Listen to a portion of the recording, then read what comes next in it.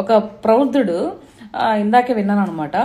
20 రూపాయలు నోట్ చూపించి దీని మీద గాంధీ బొమ్మ ఉంది. ఈ 20 రూపాయల మీద గాంధీ బొమ్మ నా దగ్గర ఉంది, ఇది నా దగ్గర ఉన్నట్ట గాంధీ గారి దగ్గర ఉన్నట్ట, 20 రూపాయల నోట్ ఎవరిదైనట్టు అని చెప్తున్నాడు. అవును మరి, ఇట్లాంటి సన్నాసులు సచ్చుపుచ్చు మాటలు మాట్లాడబట్టే పాప జగన్ అన్నకి 11 సీట్లు వచ్చినాయి.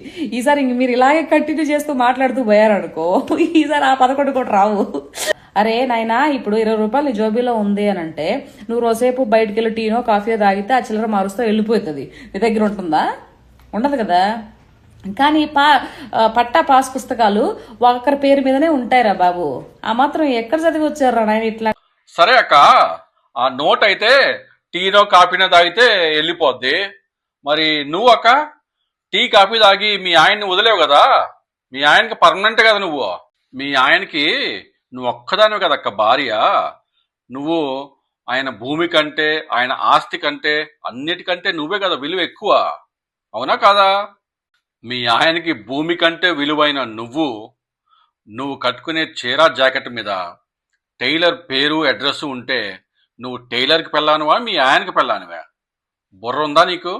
భారతదేశంలో ఒకరి భూమిని, ఒకరి ఆస్తిని, ఒకరి డబ్బుని, ఒకరి పెళ్ళాన్ని ఎవరు తీసుకోకుండా కాపాడే హక్కు రాజ్యాంగం ఇచ్చింది. 8th క్లాస్లో ప్రేమలు పెళ్లిళ్ళని తిరిగితే ఇదిగో ఎట్నే హాఫ్ నాలెడ్జ్ గల్లా తయారవుతారు.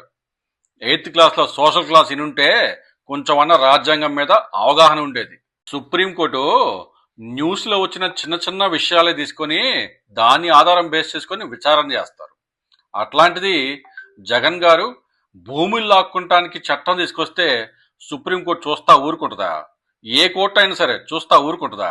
నీ పిచ్చి కాకపోతే తెక్క మొహమా, నీ బ్యాంకు పాస్బుక్ మీద బ్యాంకు లోగో ఉంటుంది అందుకని, లేకపోతే బ్యాంకు మేనేజర్ పేరు ఉంటుంది అందుకని ఆ బ్యాంకులో డబ్బులు ఆ బ్యాంకు మేనేజర్ వనా లేకపోతే బ్యాంకు వనా?